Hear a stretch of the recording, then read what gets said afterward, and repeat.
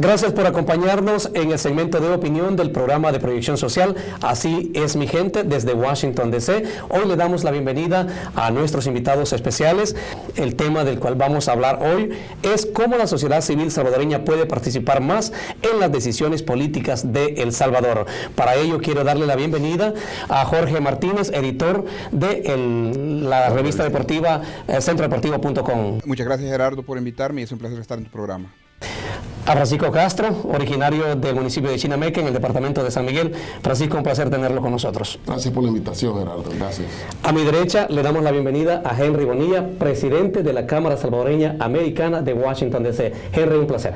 Muchas gracias. Para mí un privilegio estar acá compartiendo con ustedes y gracias a mi gente. Daniel Joya, creador de lo que es La Diáspora Opina, aquí en la página, una de las páginas más visitadas. Daniel, un placer tenerlo con nosotros. Muchas gracias, Gerardo, por la invitación. Y le damos la bienvenida al profesor y jefe de campaña del FMLN, como lo es Francisco Pereira. Francisco, un placer tenerlo. Gracias, Gerardo, gracias por esta invitación. ¿Qué mecanismos ven para que la sociedad civil pueda ser más participativa en las decisiones que tomen los políticos en nuestro país? Jorge. Bueno, me parece que tiene que ser más participativo. Los partidos políticos tienen que no solamente escuchar a los votantes y a las personas que quieran incidir en lo que ocurre en el país, sino también tomar en cuenta sus opiniones, porque muchas veces se hace el simulacro de que se escucha, pero a la hora de tomar decisiones terminan haciendo lo que ellos quieren y desechan lo que han aportado las personas que se involucran en la vida nacional. Francisco. Yo considero que hay una gran depresión de parte del pueblo salvadoreño que no cree ni en un partido ni en el otro, con tantos actos de corrupción que ha habido recientemente, y eso es lo que ha detenido a la gente. Yo espero que quizás el 40% no va a llegar, pero sí puede levantar un 20% del grupo de los indecisos, y espero que sean las mejores decisiones que ellos tomen para que voten por la mayoría de las necesidades del pueblo salvadoreño, ¿verdad? Pero estamos refiriendo a los que residen allá. Lamentablemente en esta segunda vuelta nosotros quedamos afuera aquí porque no podemos participar. Henry. Yo pienso que nuestra comunidad en El Salvador ha tenido una desconfianza en lo que ha sido la participación. Se acercan a votar y no ven cambios en el país, por lo tanto esta vez la gente ha decidido pues no participar, pero mi sugerencia es que debes de hacer valer tu voto. No dejes que otras personas tomen decisiones por ti, y una manera de hacerlo valer es pues presentándote y hacer presencia y votar. Ir y votar, no dejes que esto pase y que alguien más tome la decisión que tú puedes tomar. Un voto puede hacer la diferencia. Daniel. Bueno, hay un problema de ofertas, hay un problema de legitimidad de las candidaturas, hay un problema, como lo decían mis antecesores, ¿verdad?, de incumplimiento de las promesas de campaña. Entonces, es bien difícil que la población vaya a votar gustosamente por X o Y fórmula cuando no han visto traducidas sus aspiraciones a la hora de que el que gana llegue a gobernar. Pienso de que el primer paso tiene que ser de democratizar los partidos políticos, abrir un poco más a que la participación en la toma de decisiones de la base se sienta, e incluso involucrar un poco más a la ciudadanía. Ese tiene que ser un paso fundamental. Por otra parte, creo de que hay que motivar al votante a que vaya, sea por una u otra de las candidaturas, pero que no se quede sin votar, incluso que vaya y anule su voto si cree que ninguno le representa. Francisco. Bueno, fíjate que a mi juicio, muy a mi juicio, sí, verdaderamente han habido cosas, existen cosas que impiden que el ciudadano pueda tener confianza en ese proceso, y una de esas es el caso del expresidente Francisco Flores. Bueno, no somos capaces de enjuiciarlo, vemos un fiscal un poco tibio, él tiene la capacidad de esconderse públicamente, él acepta que ganó millones de dólares, que los tomó, y no lo podemos llevar ante la justicia. Eso hace que el ciudadano tenga desconfianza. Bueno, pero hay partidos políticos ahí, un partido político, bueno, y del que él era miembro, que debería de colaborar para que la gente pueda confiar en él. Entonces, una de las maneras es hacer cumplir nuestras obligaciones. llevar a la justicia a los que se enriquecieron ilícitamente con capital del Estado. Si alguno de ustedes quisiera opinar al respecto de lo que ha pasado en este primer punto de opinión. Bueno, yo también quisiera retomar un poco la idea de Francisco. Existe demasiada impunidad y también los funcionarios electos no respetan, no acatan algunas veces las resoluciones de instituciones como la Corte Suprema de Justicia o la Sala de lo Constitucional, o instituciones que están encargadas de transparentar el sistema de gastos de algunas instituciones, y valga la redundancia, como la Asamblea Legislativa. Te voy a dar un ejemplo concreto. La fracción legislativa del FMLN se ha rehusado a decirle al pueblo quiénes son sus asesores y cuánto es lo que ellos ganan. Están escondiendo ese dato. Entonces, el pueblo realmente no sabe qué pensar. Habrá fantasmas, habrá gente que no existe, serán parientes. Esos sueldos son pagados con nuestros impuestos, con préstamos, y el pueblo tiene todo el derecho a saber quiénes son esos asesores y no esconderse bajo falsos argumentos y negarle esa información al pueblo. Entonces, todo ese tipo de situaciones es importante que se resuelvan para que la gente nuevamente crea que las instituciones funcionan y que salgan a votar. Francisco.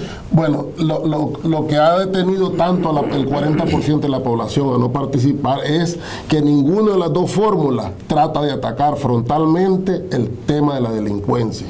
Todos lo ignoran, lo evaden, nadie te da una respuesta concreta cómo lo van a tratar. Y venimos de promesa en promesa por más de 20 años. Entonces, todo eso deprime a la gente porque no participa, ¿verdad?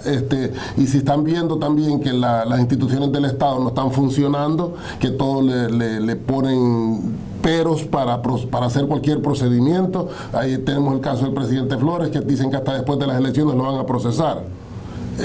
Si hubiéramos sido cualquiera de nosotros, ya estuviéramos presos. Ya estuviéramos presos, ¿no? Ya estuviéramos presos. Henry. Yo creo que en lo personal, esto, por lo que he venido observando, ha habido muchos, en esta campaña se ha dicho de todo y han tratado de involucrar a muchos en esto. La verdad, uno desconoce cuál es la realidad de todo esto, porque si todo esto fuera tan cierto, ¿qué los detiene? ¿Por qué no proceden, verdad? Pero, ¿qué es lo que intentan hacer al ganar a la presidencia, quien sea que gane este domingo? En lo personal, como presidente de la Cámara de Comercio, a nosotros nos interesa si el próximo gobierno va a mejorar la relación que tiene con la empresa privada. Me refiero en general, no solo en El Salvador, sino que a nivel internacional, porque hablamos de mejorar la economía y lo que va a llevar a ese desarrollo económico es una inversión. Y si la inversión no está llegando al país, entonces, ¿a qué le apostamos? Bueno, yo creo que el problema no es de que se sepa o no se sepa de que han habido actos de corrupción. De hecho, si el presidente de la República, en este caso Mauricio Funes, pone su prestigio en juego, afirmando frente a gobiernos como el de Taiwán y como el de Estados Unidos, de que se han malversado fondos, y si la Asamblea incluso se ha involucrado y hasta ha creado una comisión y ha llamado al expresidente Flores, yo creo que lo que falta allí es empujar para que el fiscal actúe, ¿verdad? El fiscal puede tener intereses, puede tener algún pasado de relación con X o Y partido, X o Y individuo, pero a mi juicio la Asamblea puede hacer mucho más presionando al fiscal y haciéndole rendir cuentas específicamente en casos como los actos de corrupción. Lo que sorprende es que estos señalamientos aparezcan un par de meses o unos cuantos meses antes del cierre de la campaña, ¿verdad? ¿Y por qué no se presentaron las evidencias en su momento cuando se tenían? Entonces, eso de esperar hasta el último momento, yo creo que vuelve un poco sospechosas los señalamientos. Y en El Salvador es conocido pues que ha habido una cultura de corrupción. El problema es que nunca hemos visto un expresidente o un funcionario de alto cargo procesado y preso. Sentar un precedente yo creo que ganaría credibilidad cualquier partido que logre hacerlo, ¿verdad? Pienso que, por ejemplo, el FMLN tiene o ya ha tenido alguna posibilidad de empujar un poquito más, se ha dormido. Creo que en vez de enrumbar los esfuerzos contra la Sala Constitucional, lo hubiera hecho llevando a estos funcionarios corruptos a la cárcel, ¿verdad? O el caso del expresidente Saca, se ha dicho de que robó, de que tenía una mansión, etcétera, etcétera, pero ahora ya no se habla de eso. Entonces los temas pasan de moda después de que termina la campaña electoral y eso es peligroso. Ahora vamos a regresar al territorio donde nosotros vivimos, donde 3 millones de salvadoreños vivimos y que impulsamos y que somos los generadores de divisas a nuestro querido El Salvador y especialmente mantenemos la economía de ese hermoso país.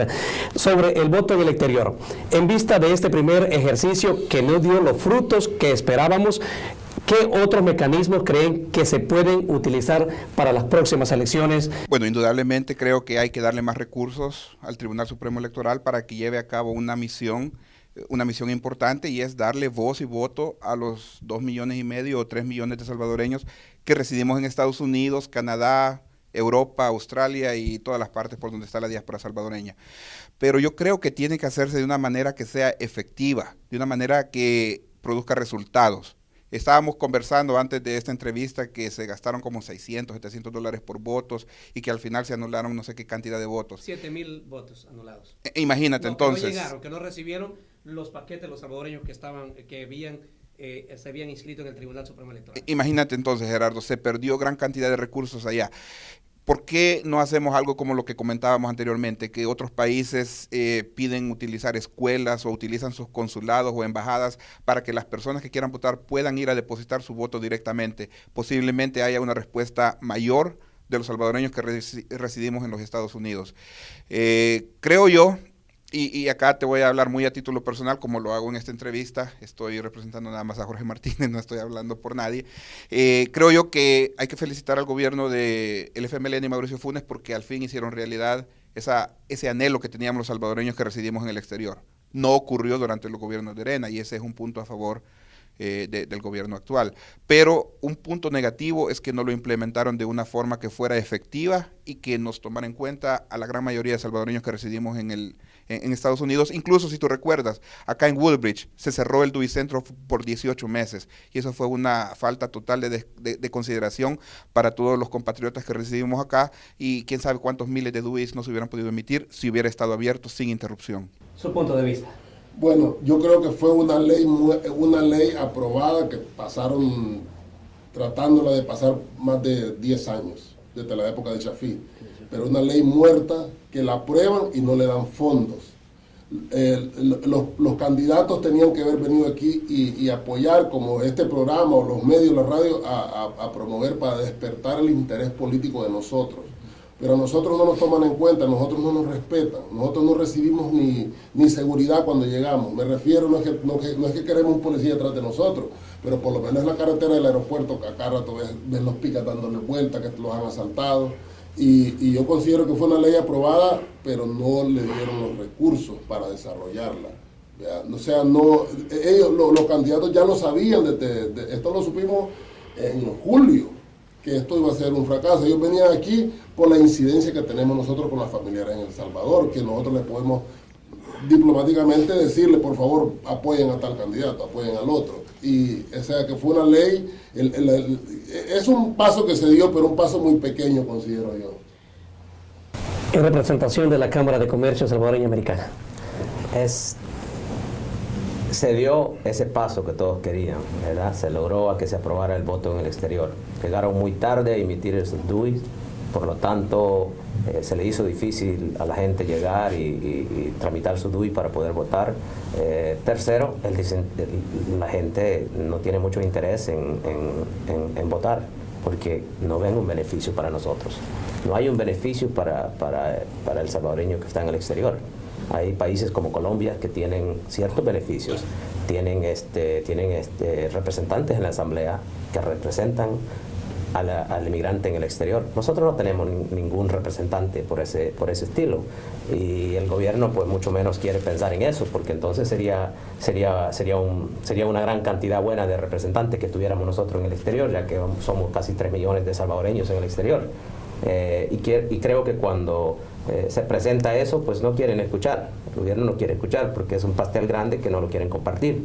Por lo tanto, creo que hay falta de interés para el salvadoreño aquí en el exterior, porque, bueno, voy a ir a votar, va a perder un día de trabajo, que no acostumbra hacerlo por votar, pierde un día de trabajo, Si haces la cuenta, pierde 3 días de trabajo porque tiene que tramitar el DUI, tiene que hacer cita, tiene que tramitarlo, tiene que ir a votar. Son 3 días prácticamente que pierden en el proceso. Al final no tiene un beneficio directo para ellos. Su voto, pues sí, solo contaría como un voto, pero no hacen ningún cambio. Nosotros en el exterior no recibimos un beneficio del gobierno, quien sea el ganador. Daniel Joya, usted pues ha sido hasta cierta forma un opositor a este voto en el exterior y le ha llamado a usted el voto nulo. Explíquenos por qué usted toma esa posición. Bueno, para aclarar, Gerardo, no he sido opuesto al voto en el exterior, al contrario, he apoyado en la medida de mis posibilidades esa iniciativa y lo vi con buenos ojos, incluso lo celebré en los espacios donde pude hacerlo, ¿verdad?, cuando se aprobó esta legislación. Después vimos de que los tecnicismos ahogaron la buena intención de aprobar el voto en el exterior. La cuestión de tener que sacar el DUI nuevamente cuando uno lo había obtenido en algún viaje a El Salvador, para mí eso es absurdo, es ridículo, ¿verdad?, decirle a alguien que el DUI lo tiene quizás 1 o 2 meses de haberlo obtenido, que lo tiene que sacar de nuevo, ¿verdad?, conociendo las dificultades que implica desde la distancia.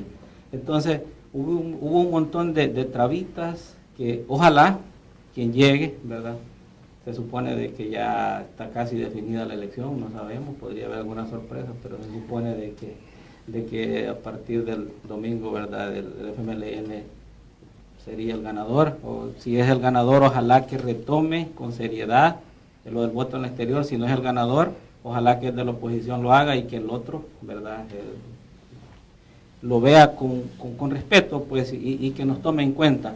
Francisco, siendo concretos, ¿qué mecanismos usted cree, repitiendo la pregunta, qué mecanismos cree usted que se pueden utilizar aparte de enviar el voto a El Salvador, como pasó en esta ocasión, que no dio los frutos que se esperaban? Bueno, mira, en primer momento necesito decir lo que Daniel decía. Bueno, ¿por qué cambiar el DUI? Por la misma forma como se iba a votar. Acuérdense que el voto de los salvadoreños es desde el extranjero. Entonces iba a llegar tu papeleta a la dirección que vos pusieras. Nuevamente necesitabas poner una dirección en el extranjero. Con respecto a la ley del voto en el exterior, desde el exterior, bueno, la ley ya existe, ahora depende de los salvadoreños. ¿Por qué no nos integramos? Aunque Daniel dice una cosa que es importantísimo tomarlo en cuenta, hay salvadoreños que ya no van a sentirse vinculados con el país y esto va a ser difícil quizás motivarles, pero a los que están motivados, la ley ya existe para que todos podamos participar.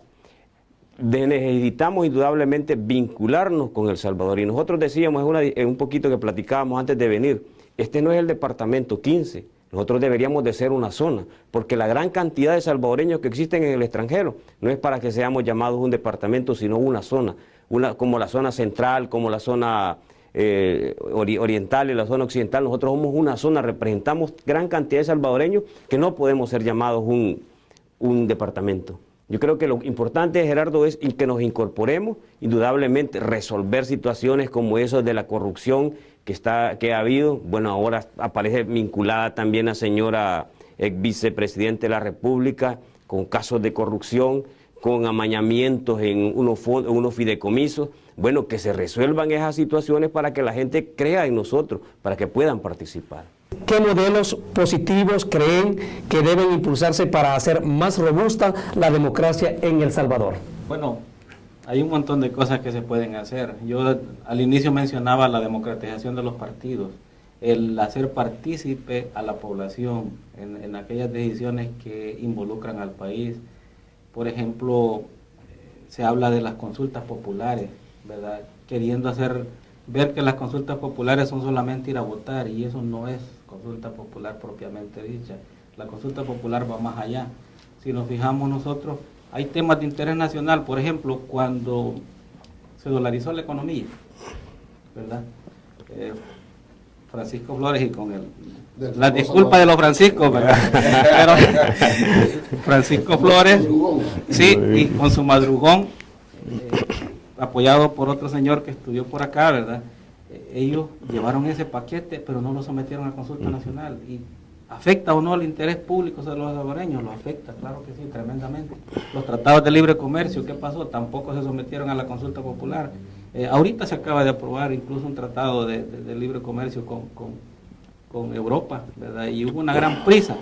La ley de agua, que es un proyecto que es vital para nuestro país, no ha sido aprobado, ¿verdad? Entonces, yo siento de que hay un montón de temas de interés nacional que hay que darles prioridad. El mismo voto en el exterior, hay que potenciarlo, ya está aprobado, como decía Henry, y creo que lo decían también los otros compañeros, pero hay que expandirlo, ¿verdad? Hay que hacer que la gente participe más. Abramos el país a la participación ciudadana y lo demás va a venir por añadidura, como dicen las escrituras, pero también respetemos la institucionalidad. Vamos a decir que vamos a respetar la Constitución, pero hay que acatar los fallos de las autoridades, ¿verdad? Los fallos de la sala, los fallos que tienen que ver con la transparencia de la información, que Jorge lo dijo muy elocuente al inicio, ¿verdad? Hay información que tiene que ser pública.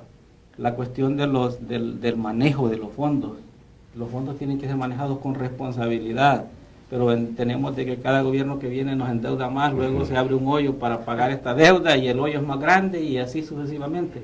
Entonces, esas son las cosas con las que se puede comenzar. Gracias, Daniel. Y, bueno, indudablemente la participación ciudadana, abrir los espacios, pero también que nosotros los salvadoreños nos motivemos a participar.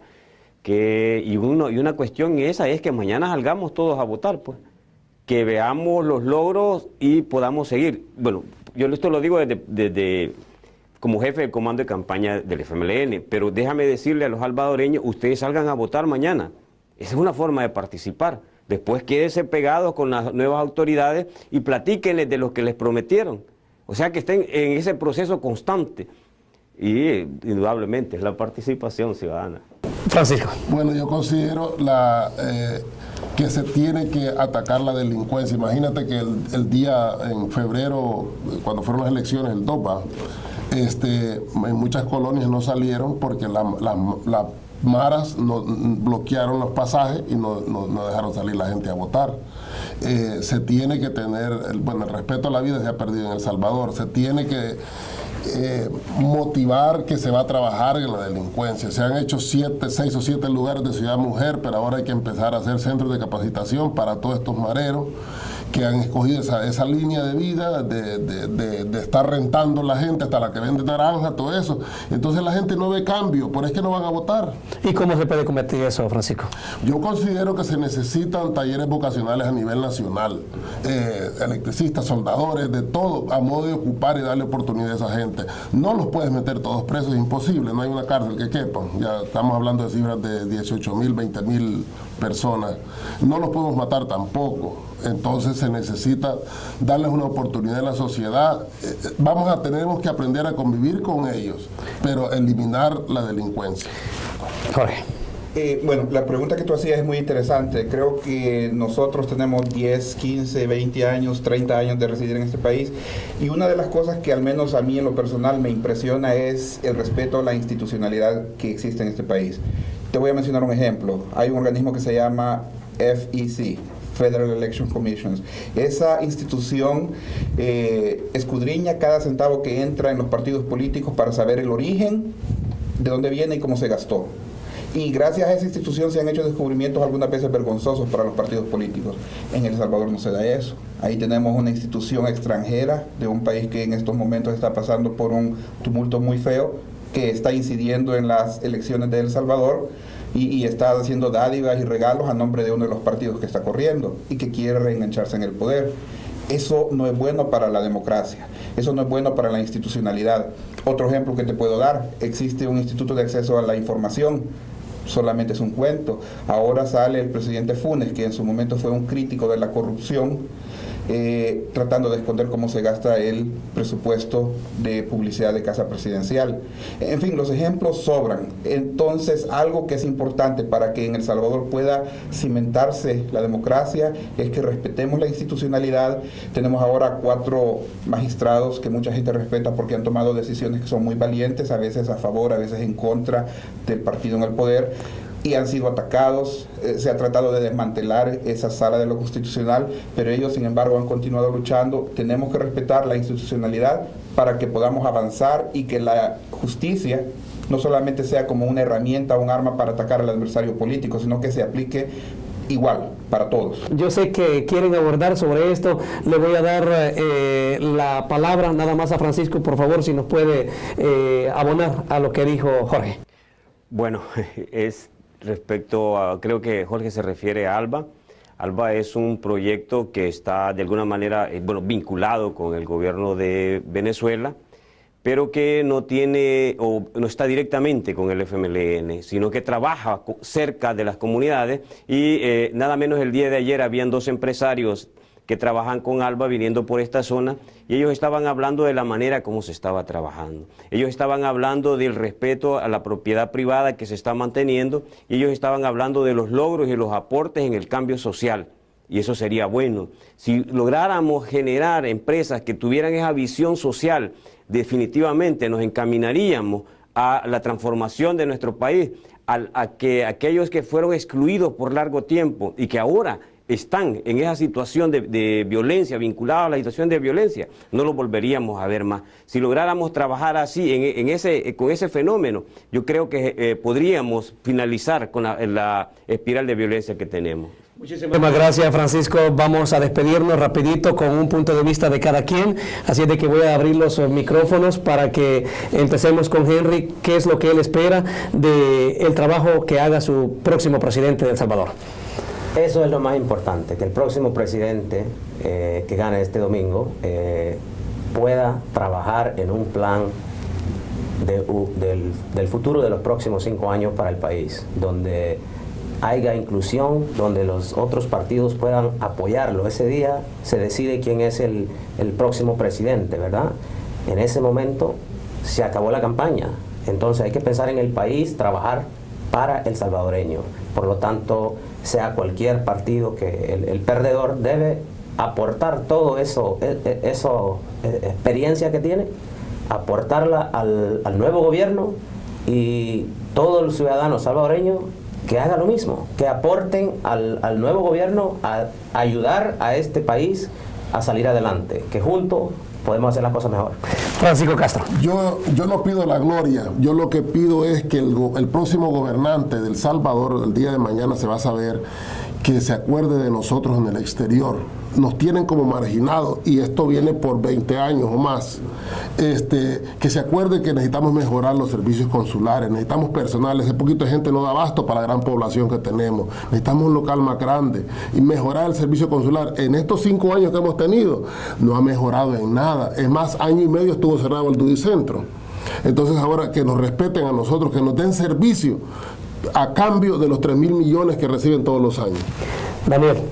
Del nuevo gobierno, lo que esperaríamos es que trabajen en temas como el que ha estado haciendo énfasis Francisco, la delincuencia. Eso es grave y hay que atenderlo. Es un problema complejo, va a requerir de una serie de componentes, va a haber que ir a chequear otras experiencias de países donde lo mantienen a un nivel más reducido, pues.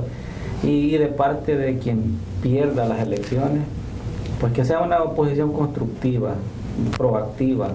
En los 5 años anteriores no vimos eso, desgraciadamente, ¿verdad? El partido que perdió, pues lo que menos hizo fue ser propositivo y ahora tal vez los costos de eso los va a pagar el domingo, muy posiblemente. Muchísimas gracias, Daniel. Jorge. Bueno, yo no tengo bola de cristal, no te puedo decir quién va a ganar, pero sí te puedo decir a quién yo quisiera o a quién no quisiera ver yo como presidente. Y a mí me parece que el profesor Sánchez Serén no merece una oportunidad para 5 años más de llevar al país hacia el abismo. Como hemos hablado todos, la delincuencia es un problema que aqueja a los salvadoreños.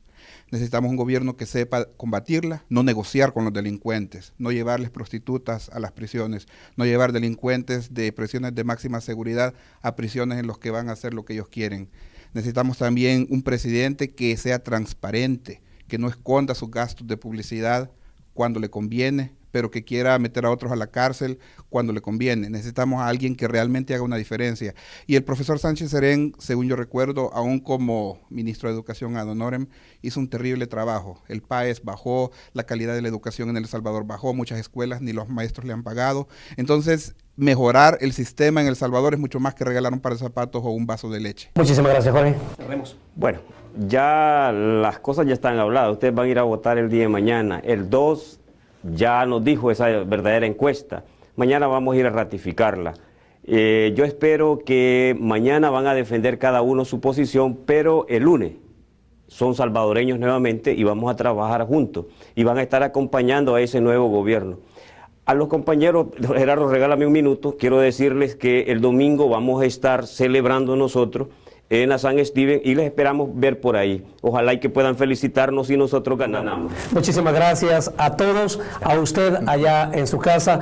Ha escuchado la opinión de 5 salvadoreños que proyectan lo que es El Salvador desde los Estados Unidos. Ese segmento es gracias al patrocinio del restaurante L'Oriole Plaza en Washington, D.C. Cuando usted venga aquí a la capital norteamericana, no se olvide de ir a disfrutar del mejor sabor y de la mejor atención en el restaurante L'Oriole Plaza en la capital norteamericana. Continúe con Así es mi gente. Gracias por habernos acompañado.